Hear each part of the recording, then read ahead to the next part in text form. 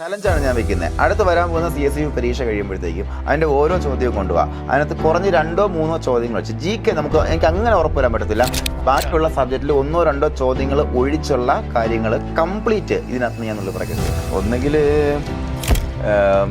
CSEB ചോട് മാറ്റും, നമുക്ക് complete ആയിട്ട് മാറ്റും. സിലബസ് എന്ന് പറയുമ്പോഴത്തേക്ക് നമുക്ക് ഇതിൽ ടച്ച് ചെയ്ത് ചോദിക്കാൻ പറ്റില്ല.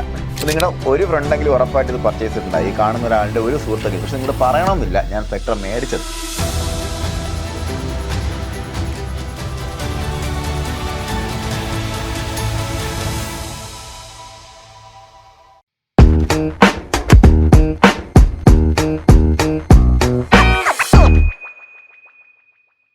എല്ലാവർക്കും നമസ്കാരം. സഹകരണ മേഖലയിലെ വിദ്യാർത്ഥികൾ ഏറെ കാത്തിരുന്ന സഹകാരി CSEB സ്പെക്ട്രം നമ്മളിലേക്ക് എത്തുകയാണ്.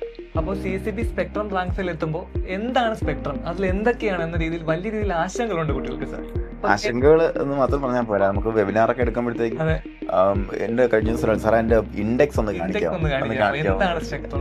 ഓക്കെ, അപ്പോൾ അത് ഉറപ്പായിട്ട് നമുക്ക് സംശയം ഉണ്ടായിരിക്കും. പക്ഷേ എനിക്ക് ഉറപ്പുണ്ട് ഇപ്പോൾ ഏകദേശം 1000-ഓളം കോപ്പീസ് എത്തി, ഓൾ കേരള എത്തിക്കൊണ്ടിരിക്കുകയാണ്. അപ്പോൾ നിങ്ങളുടെ ഒരു ഫ്രണ്ടെങ്കിലും ഉറപ്പായിട്ട് ഇത് പർച്ചേസ് ചെയ്തിട്ടുണ്ടായി. ഈ കാണുന്ന ഒരാളുടെ ഒരു സുഹൃത്തെങ്കിലും, പക്ഷെ നിങ്ങൾ പറയണമെന്നില്ല ഞാൻ സ്പെക്ട്രം മേടിച്ചത്. അങ്ങനെയുണ്ട്. അപ്പോൾ സൈലൻ്റായിട്ട് പഠിക്കുന്ന ആൾക്കാർ. അതുപോലെ കഴിഞ്ഞ ദിവസം അതുപോലെ ഒരാൾ, ഞാൻ വെബിനാർ ഒരാൾ പറഞ്ഞ എക്സ്പീരിയൻസ് പറഞ്ഞാണ്, വേറെ ആളുടെ വീട്ടിൽ ചെന്ന ബുക്കുണ്ട് കിട്ടിയില്ലെന്നാണ് പറഞ്ഞിരിക്കുന്നത്.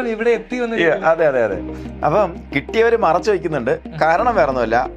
കാരണം എന്ന് പറയുമ്പോഴത്തേക്ക് ഇത്രയേ ഉള്ളൂ. നിങ്ങൾക്ക് ഇപ്പോൾ നിലവിൽ ഇനി വരാൻ പോകുന്ന CSEB എക്സാമിനേഷൻ്റെ ചോദ്യപേപ്പർ എടുത്ത് പരിശോധിക്കുകയാണെന്നുണ്ടെങ്കിൽ ഈ പുസ്തകത്തിൽ ഇല്ലാത്തൊരു ക്വസ്റ്റ്യൻ ഉണ്ടാവാൻ സാധ്യത വളരെ കുറവാണ്. അത്രേ ഉള്ളൂ, അത്രേ പറയാനുള്ളൂ. അതായത് ഈ പുസ്തകത്തിലുള്ളൊരു പോയിന്റിൽ, പുസ്തകം എന്ന് പറയുമ്പോൾ ഒരു പുസ്തകമല്ല, 2 പുസ്തകമാണ് കേട്ടോ. ഈ പുസ്തകത്തിലുള്ള പോയിന്റിൽ ടച്ച് ചെയ്യാതെ ഒരു ചോദ്യം ചോദിക്കാനുള്ള സാധ്യത വളരെ കുറവാണ്. അപ്പോൾ ആദ്യം നിങ്ങളുടെ എല്ലാവരുടെയും ആ ഒരു ചോദ്യം മാനിച്ചുകൊണ്ട് നമ്മൾ ഇൻഡെക്സിലേക്ക് കടക്കുകയാണെങ്കിൽ ഫസ്റ്റ് നമുക്ക് പാർട്ട് 1 സ്പെക്ട്രത്തിൻ്റെ വോളിയം 1 ആണ്. വോളിയം 1 നമുക്ക് വന്നിരിക്കുന്ന ഇൻഡെക്സ് എന്ന് പറയുമ്പോഴത്തേക്കും കണ്ടൻസിൽ ഇംഗ്ലീഷിലാണ് തുടങ്ങുന്നത്. ഇംഗ്ലീഷിൽ സെൻറ്റൻസ് മുതൽ വരുന്നുണ്ട്. അതുപോലെ അതിൻ്റെ sentence, parts of speech, agreement of subject and verb. അപ്പോൾ അങ്ങനെ ബേസ് ആയിട്ടുള്ള കാര്യങ്ങൾ, ഡിഗ്രീസ് ഓഫ് കമ്പാരിസൺ വരെ 15 മൊഡ്യൂൾ നമുക്ക് വരുന്നത് ഫസ്റ്റ് പാർട്ടിലാണ്. അതിനുശേഷം GK എന്ന് പറയുമ്പോഴത്തേക്കും നമുക്ക് തന്നിട്ടുള്ള എല്ലാ മൊഡ്യൂൾസും കൃത്യമായിട്ട് അവിടെ 8 മൊഡ്യൂൾസ് അവിടെ കൊടുത്തിട്ടുണ്ട്. 300ാമത്തെ പേജ് വരെ നമുക്ക് ഇംഗ്ലീഷും GK ആണ് പോകുന്നത്. അതുപോലെ അടുത്തതായിട്ട് വന്നിരിക്കുന്നത് മെൻ്റൽ എബിലിറ്റി ആൻഡ് റീസണിംഗ് ആണ്. അപ്പോൾ നമുക്ക് നമ്മുടെ CSEBക്ക് ആവശ്യമായിട്ടുള്ള എല്ലാ മേഖലയും അതിനകത്തുണ്ട്. അപ്പോൾ അതിനകത്ത് 12 മൊഡ്യൂൾസ്, പ്രോഗ്രഷൻ വരെയുള്ള 12 മൊഡ്യൂൾസാണ് മെൻ്റൽ എബിലിറ്റി ആൻഡ് റീസണിംഗ് നമുക്ക് ഒന്നാമത്തെ പാർട്ടിൽ കവർ ആവുന്നത്, ഒന്നാമത്തെ വോളിയത്തിൽ. അടുത്ത കോപ്പറേഷൻ എന്ന് പറയുമ്പോൾ 5 modules, cooperative flag, cooperative education and training വരെയാണ് വരുന്നത്. അപ്പോൾ അത്രയും വരുമ്പോൾ 515 പേജ് ആവും. അടുത്തത് കോപ്പറേറ്റീവ് ലോ.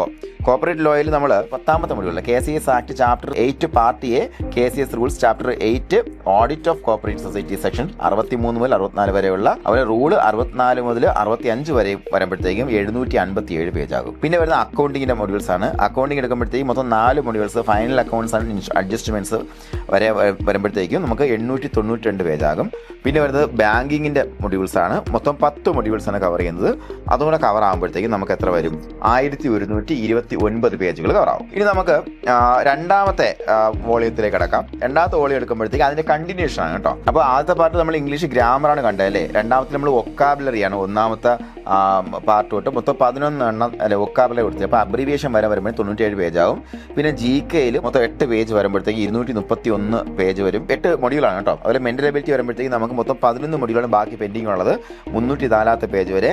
പിന്നെ കോപ്പറേഷൻ ആണ്. കോപ്പറേഷൻ ബാക്കി 11 മൊഡ്യൂൾസ് പെൻഡിങ് ഉണ്ട്. Administrative setup of cooperative department വരെ പോകുന്നുണ്ട്, 472 പേജ് വരെ. പിന്നെ വരുന്ന കോപ്പറേറ്റീവ് ലോ ആണ്. കോപ്പറേറ്റീവ് ലോ വരുമ്പോഴത്തേക്ക് നമുക്ക് 12 മൊഡ്യൂൾസ് വരുമ്പോഴത്തേക്ക് 637ാമത്തെ പേജ് വരെ പോകുന്നുണ്ട്. അക്കൗണ്ടൻസി 646 മുതൽ 760 വരെ.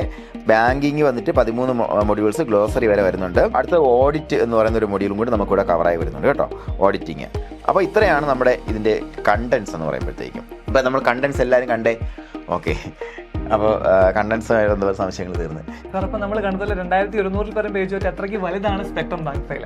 സാർ, ഏറ്റവും പ്രധാനപ്പെട്ട സംശയം ഇംഗ്ലീഷ്, മാത്സ്, GK തുടങ്ങിയ റാങ്ക് മേക്കിംഗ് ആയിട്ടുള്ള സബ്ജക്റ്റിൽ നിന്നാണ്. അത് എങ്ങനെയാണ് നമ്മളെ റാങ്ക് ഫയലിൽ അടങ്ങിയിരിക്കുന്നത്? സെൻറ്റൻസ് എന്ന് പറയുന്ന ഒരു പേജാണ് നിങ്ങളിപ്പോൾ കണ്ടുകൊണ്ടിരിക്കുന്നത്. ഇംഗ്ലീഷിൻ്റെ ഫസ്റ്റ് ചാപ്റ്ററാണ്. അപ്പോൾ അവിടെ നമുക്ക് നോക്കിയാൽ മനസ്സിലാക്കാൻ പറ്റും ഒരു വളരെ ബേസ് ആയിട്ടുള്ള ഒരാൾക്ക് മനസ്സിലാകാൻ പറ്റുന്ന രീതിയിൽ മലയാളവും കൂടെ കൂട്ടിച്ചേർത്താണ് ഓരോ കാര്യങ്ങളും കൃത്യമായിട്ട് നിങ്ങൾക്ക് തന്നിരിക്കുന്നത്. ആദ്യം എക്സ്പ്ലനേഷൻ ഉണ്ടായിരിക്കും അതിനകത്ത്. അതിനോടൊപ്പം നമുക്ക് പേജുകൾ മറിച്ച് പോയി കഴിഞ്ഞാൽ മോഡൽ ചോദ്യങ്ങൾ അവിടെ കൊടുത്തിട്ടുണ്ട്. മനസ്സിലാക്കുക കേട്ടോ. നിങ്ങൾ മോഡൽ ചോദ്യങ്ങളുടെ ക്വസ്റ്റ്യൻസ് 16ാമത്തെ പേജ് നോക്കിയാൽ മനസ്സിലാക്കാൻ പറ്റും. അതുപോലെ അതിൻ്റെ ആൻസർ കീയും അതിൻ്റെ അവസാനം കൊടുത്തിട്ടുണ്ട്. അപ്പോൾ ഒരു ചെറിയ മൊഡ്യൂൾ കഴിഞ്ഞാൽ അതിൻ്റെ മോഡൽ ക്വസ്റ്റ്യൻസും അതിൻ്റെ ആൻസേഴ്സും കൃത്യമായിട്ട് അവിടെ ഉൾപ്പെടുന്നു എന്നാണ്. ടൈപ്പ് ഓഫ് സെൻസുമായി ബന്ധപ്പെടുത്തി ആ ഭാഗം നന്നായിട്ട് പഠിച്ചു തീർക്കാൻ നിങ്ങളെ സഹായിക്കും. ഇതുപോലെയാണ് മാത്സും GK അടക്കമുള്ള പോർഷൻസ് നമ്മൾ എന്ത് ചെയ്തിട്ടുള്ളത്, റെഡിയാക്കിയിട്ടുള്ളത് കേട്ടോ. അതുപോലെ നമുക്ക് GKയുടെ ഒരു പേജൂടെ പരിചയപ്പെടാം. GKയുടെ പേജ് 3ാമത്തെ ചാപ്റ്റർ 190 പേജ് തിരുവിതാംകൂർ. അപ്പോൾ നമുക്കിവിടെ വളരെ സിമ്പിളായിട്ടുള്ള ചോദ്യം ഉത്തരം ആ രീതിയിലാണ് കൊടുത്തിരിക്കുന്നത്. തിരിഞ്ഞു പോകാതിരിക്കുന്ന കാര്യങ്ങൾ, ഓർത്തിരിക്കേണ്ട കാര്യങ്ങൾ കൃത്യമായിട്ട് നമ്മൾ അവിടെ ഒരു ക്ലാസ്സിൽ എന്ന പോലെ, നിങ്ങളൊരു ക്ലാസ് കാണുന്നത് പോലെ നിങ്ങൾക്ക് ഫീൽ ചെയ്യാൻ വേണ്ടിയാണ് ആ ബുക്ക് നമ്മൾ അങ്ങനെ ചെയ്ത് സ്ഥാപിച്ചവ അത്തരത്തിൽ കൊടുത്തിരിക്കുന്നത്. കാരണം അത് കൃത്യമായിട്ട് മനസ്സിലാക്കാൻ പറ്റും. വളരെ ലളിതമായിട്ട് നമുക്ക് എടുക്കാൻ പറ്റും. അത് കഴിഞ്ഞിട്ട് നമുക്ക് നോക്കിയാൽ ആ ഒരു ചാപ്റ്റർ കഴിഞ്ഞിട്ട് തിരുവിതാംകൂർ കഴിഞ്ഞാൽ നമുക്ക് ഏകദേശം 22 ചോദ്യങ്ങൾ അടങ്ങുന്ന മോഡൽ ക്വസ്റ്റ്യൻസ് ആണ് കൊടുത്തിരിക്കുന്നത്. അപ്പോൾ അത് മലയാളത്തിലും ഇംഗ്ലീഷിലും ഉണ്ടല്ലോ. ഇംഗ്ലീഷിലുള്ള കുറച്ച് ക്വസ്റ്റ്യൻസും കൊടുത്തിട്ടുണ്ട്. അതിൻ്റെ ആൻസർ കീയും വന്നിട്ടുണ്ട്. അതുപോലെ നമുക്ക് സമയവും ദൂരവും നമ്മൾ 7ാമത്തെ ചാപ്റ്റർ നോക്കുന്നത്. അപ്പോൾ ആദ്യം ഏറ്റവും ബേസിക് ആയിട്ടുള്ള കാര്യങ്ങൾ കൊടുത്തിട്ടുണ്ട്. അതിനോടൊപ്പം നമ്മൾ ഓരോ model type model 1, model 2, model 3 ഓരോ മോഡലിൽ നമ്മൾ ചെയ്യേണ്ട ഓരോ മാത്സ് ക്വസ്റ്റ്യൻസ് കൃത്യമായിട്ട് സൊല്യൂഷൻ അടക്കം കൊടുത്തിട്ടുണ്ട്. സ്വയം പഠിക്കുന്ന ആൾക്കാരെ സംബന്ധിച്ചിടത്തോളം വളരെയധികം ഒരു യൂസ്ഫുൾ ആവുന്ന കാര്യമാണ്. മാത്രമല്ല അതിനുശേഷം നമുക്ക് എന്തുണ്ട്, മോഡൽ ക്വസ്റ്റ്യൻസ് ഉണ്ട്. മോഡൽ ക്വസ്റ്റ്യൻസ് കുറച്ച് അധികം ഉണ്ടല്ലേ മാത്സിൽ, ചെയ്ത് നോക്കാൻ വേണ്ടി കുറച്ചധികം ഉണ്ട്. 39 ചോദ്യങ്ങളൊക്കെയാണ്. 40ഓളം ചോദ്യങ്ങൾ ഓരോ ചെറിയ മൊഡ്യൂൾസായി ബന്ധപ്പെടുത്തി വരുന്നുണ്ട്. അപ്പോൾ നിങ്ങൾക്ക് അത് പഠിച്ചിട്ട് ആ ക്വസ്റ്റ്യൻസ് നമുക്ക് ചെയ്ത് നോക്കാം. ചെയ്ത് നോക്കിയിട്ട് നമുക്ക് ചെയ്യാൻ പറ്റും. അപ്പോൾ അതിന് ആൻസർ കീയും കൊടുത്തിട്ടുണ്ട്. അപ്പോൾ അങ്ങനെയാണ് നമ്മൾ എല്ലാ മൊഡ്യൂൾസിലേക്ക് നമ്മൾ എത്തിയിട്ടുള്ളത്. സാർ, അപ്പോൾ എല്ലാവർക്കും കോമൺ ആയിട്ട് ഉണ്ടായ ഒരു ഡൗട്ടിന്റെ ആൻസർ സാർ പറഞ്ഞിട്ടുണ്ട്. അടുത്ത ഏറ്റവും വലിയ സംശയമാണ് കോപ്പറേറ്റീവ് ലോ എങ്ങനെയാണ് സ്പെക്ട്രത്തിൽ അറേഞ്ച് ചെയ്തിരിക്കുന്നത്. അത് ഏറ്റവും വലിയ സംശയത്തെ എല്ലാവരും ചോദിക്കും. അമെൻഡ് ചെയ്ത രീതിയിലാണ് വന്നിട്ടുള്ള ഒന്നാമത്തെ കാര്യം. രണ്ടാമത്തെ കാര്യം, നമുക്ക് ലോയുടെ ഒരു ചാപ്റ്റർ നമുക്ക് പരിശോധിക്കാം. 712ാമത്തെ പേജാണ്. Chapter 5 privileges of corporate societies. ആദ്യം സെക്ഷൻസും കൃത്യമായിട്ട് കൊടുത്തിരിക്കുന്നു, അതേ ബന്ധപ്പെടുത്തിയുള്ള കാര്യം കൊടുത്തിരിക്കുന്നു. അതിനുശേഷം നമുക്ക് സെക്ഷൻ 35 പോയിന്റ് ബൈ പോയിന്റ് ആയിട്ട് ഒരു സാധാരണക്കാരന് മനസ്സിലാകുന്ന പോലെ, അതുപോലെ അടുത്ത സെക്ഷൻ 36 റൂൾ 51. അപ്പോൾ അങ്ങനെ ആ രീതിയിൽ അറേഞ്ച് ചെയ്ത് തന്നെയാണ് കൊടുത്തിരിക്കുന്നത്. നിങ്ങൾക്ക് അത് രണ്ടും പോയി മാറി കണ്ടുപിടിക്കേണ്ട കാര്യം ഇല്ല. അവിടെ തന്നെയാണ് കറസ്പോണ്ടിങ് റൂളും അതിൽ. അപ്പോൾ അതുമായി ബന്ധപ്പെടുത്തിയ ഫോംസ് കൃത്യമായിട്ട് അവിടെ കൊടുത്തിട്ടുണ്ട്. നട്ട്ഷെല്ലിൽ അല്ലേ, നട്ട്ഷെല്ലിനകത്താണ് നമ്മൾ ആ സെക്ഷൻ പഠിച്ചെടുക്കുന്നത്. അതിൻ്റെ അതായത് നമുക്ക് വളരെ കുറച്ച് മാത്രമേ അത് പരീക്ഷയ്ക്ക് ചോദിക്കുന്ന ലെവലിൽ തന്നെ ആണ് വന്നിട്ടുള്ളത്. അപ്പോൾ അതുപോലെ മോഡൽ ക്വസ്റ്റ്യൻ ഒരുപാടുണ്ട്. അതിനകത്ത് 45 മോഡൽ ക്വസ്റ്റ്യൻ ഉണ്ട്. അത് പെടുത്തി അതിൻ്റെ ആൻസർ കീ ഉണ്ട്. ഓരോ ചെറിയ മൊഡ്യൂളിൽ തന്നെ ഓരോ മോഡൽ ക്വസ്റ്റ്യൻസും ഉണ്ട്. അപ്പോൾ ഇങ്ങനെയാണ് നമ്മുടെ ഫുൾ റാങ്ക് ഫയൽ പ്രിപ്പയർ ചെയ്തിരിക്കുന്നത്.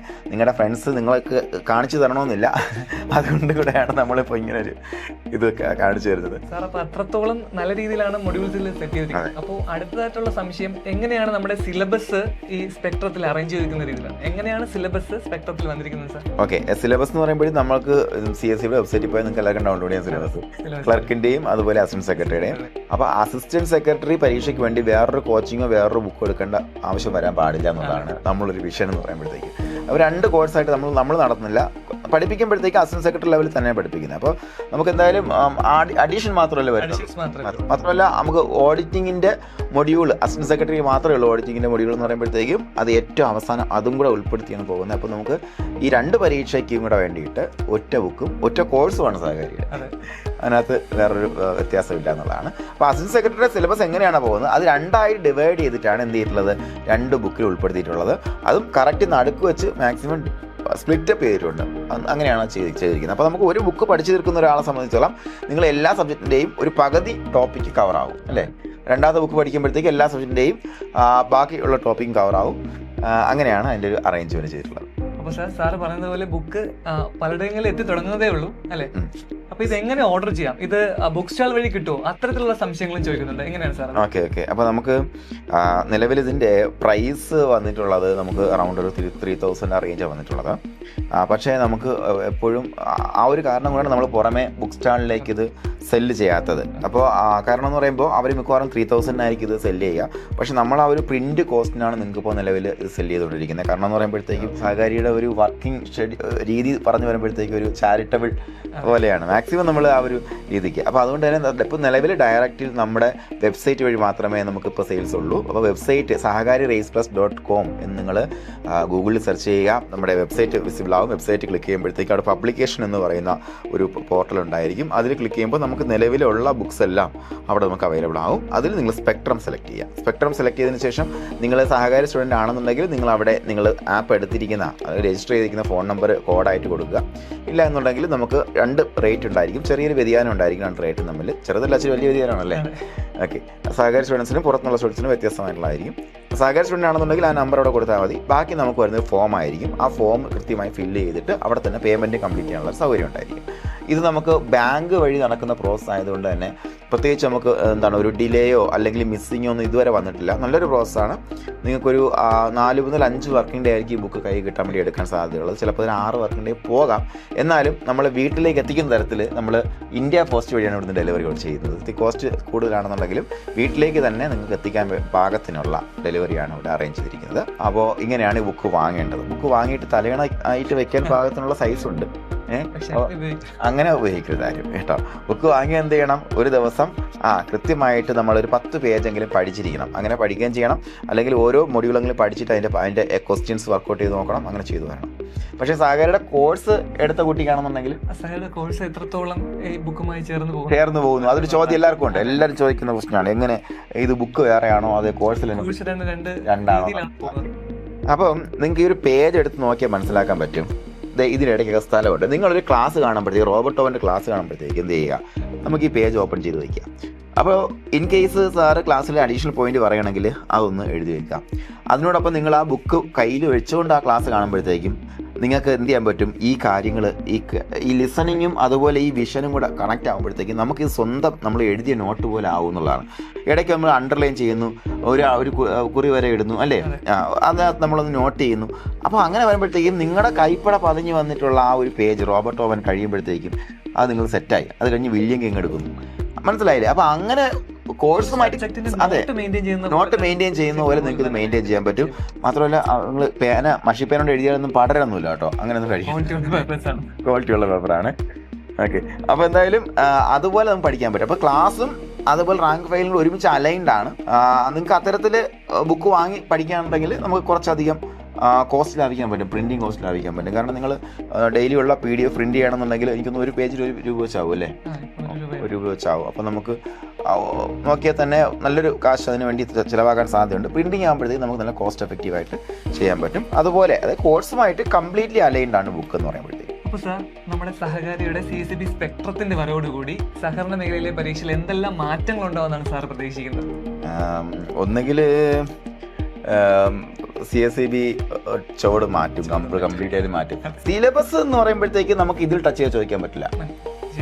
അതൊരു കാരണവശാലില്ല. കാര്യം എന്ന് പറയുമ്പോഴത്തേക്കും നിങ്ങൾ അടുത്ത ചലഞ്ചാണ് ഞാൻ വെക്കുന്നത്. അടുത്ത് വരാൻ പോകുന്ന CSEB പരീക്ഷ കഴിയുമ്പോഴത്തേക്കും അതിൻ്റെ ഓരോ ചോദ്യവും കൊണ്ടുപോകാം. അതിനകത്ത് കുറഞ്ഞ് 2 or 3 ചോദ്യങ്ങൾ വെച്ച് GK എനിക്ക് അങ്ങനെ ഉറപ്പ് വരാൻ പറ്റത്തില്ല. ബാക്കിയുള്ള സബ്ജക്റ്റിൽ 1 or 2 ചോദ്യങ്ങൾ ഒഴിച്ചുള്ള കാര്യങ്ങൾ കംപ്ലീറ്റ് ഇതിനകത്ത് ഞാൻ നല്ല പ്രകൃതിയില്ല. അത് കോൺഫിഡൻസ് ആണ്. അതാണ് സാറ് കൊടുക്കുന്ന കോൺഫിഡൻസ്. അപ്പോൾ അതുകൊണ്ട് തന്നെ സിലബസ് മാറ്റാൻ പറ്റില്ലല്ലോ. നമ്മളൊരു ബുക്ക് ഇറക്കി എന്നുള്ള കാരണം കൊണ്ട് CSEB സിലബസ് മാറ്റാൻ പറ്റത്തില്ല. ചോദ്യങ്ങളുടെ രീതിയിൽ കുറച്ച് വ്യത്യാസങ്ങൾ പ്രതീക്ഷിക്കാം. എന്തായാലും ഈ പുസ്തകം പഠിക്കുന്ന ഒരു ഉദ്യോഗാർത്ഥിയെ സംബന്ധിച്ചോളം, അതുപോലെ നമ്മൾ കോഴ്സ് എടുത്ത് കംപ്ലീറ്റ് ആയിട്ട് വർക്കൗട്ട് ചെയ്യുന്ന ഒരു ഉദ്യോഗാർത്ഥിയെ സംബന്ധിച്ചോളം ജോലി ഉറപ്പാണ് സഹകരണ മേഖലയിൽ. അപ്പോൾ അതിനുവേണ്ടി വർക്ക് ചെയ്യുക. ഞാൻ നേരത്തെ പറഞ്ഞ പോലെ മേടിച്ച് തലേണായി വെച്ചാൽ കാര്യമില്ല എന്നുള്ള കാര്യം ഓർക്കുക. അപ്പോൾ എല്ലാ കൂട്ടുകാർക്കും വിജയാശംസകൾ നേരുകയാണ്. Thank you once again. അപ്പോൾ നമുക്ക് കാണാം.